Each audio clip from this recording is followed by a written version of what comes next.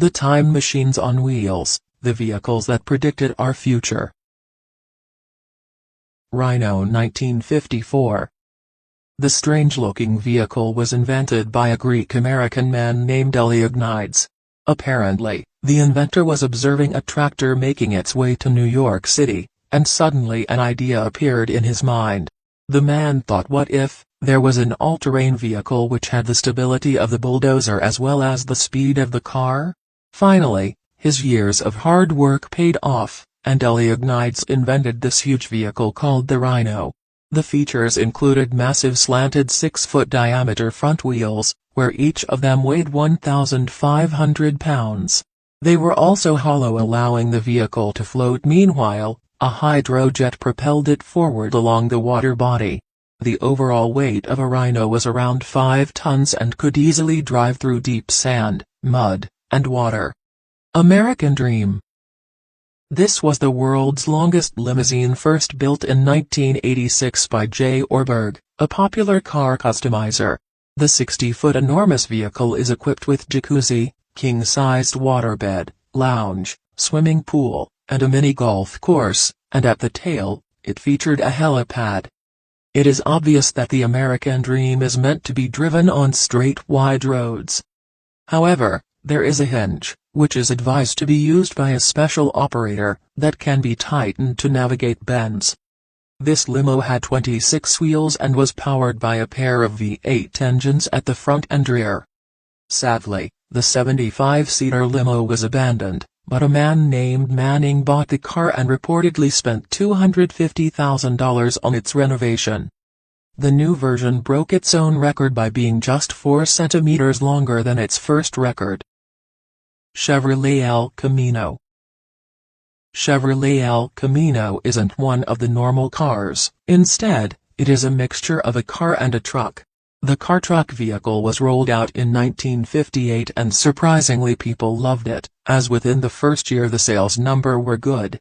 There is a legend that in the 1930s a wife of an Australian farmer wrote a letter to the Ford company asking them to make a car that she could drive to church every Sunday along with her husband's livestock.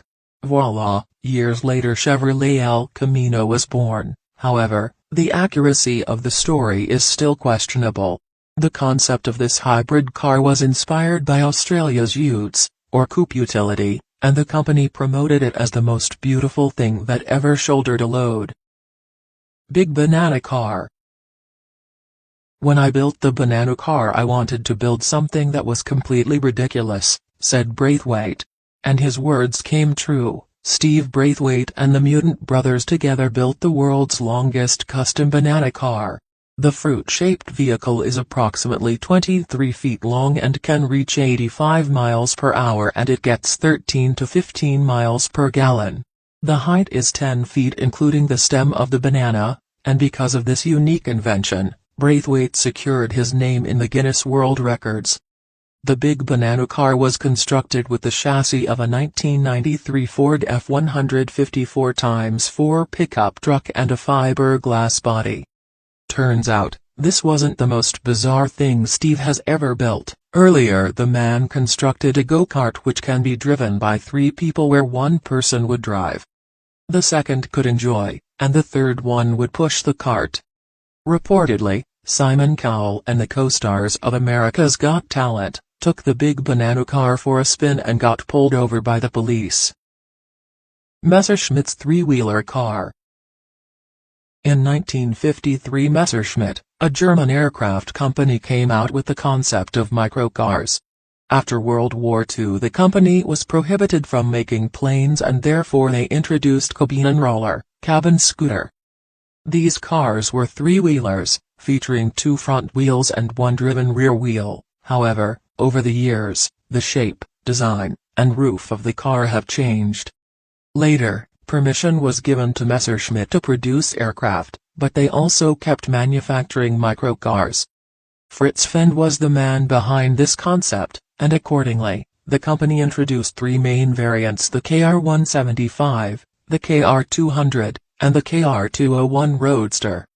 According to the reports, the company has again begun producing such types of cars. The new model KR202 is equipped with fiberglass bodywork atop a hot-dipped galvanized steel and aluminium honeycomb hybrid chassis. Jet limo. Well, car manufacturers weren't the only ones to make hybrid models. Jetsetter Incorporated also jumped into the competition. They thought of combining the luxury of a limousine with a jet so that the people can enjoy the experience of both. Thus the Limojet or Jet Limo was born. However, the task wasn't easy as limos are designed for roads, and jets are meant for the skies. One of the masterminds behind this concept, Frank D'Angelo, said in an interview, "I was dumb enough at the time to say yeah, let's do it.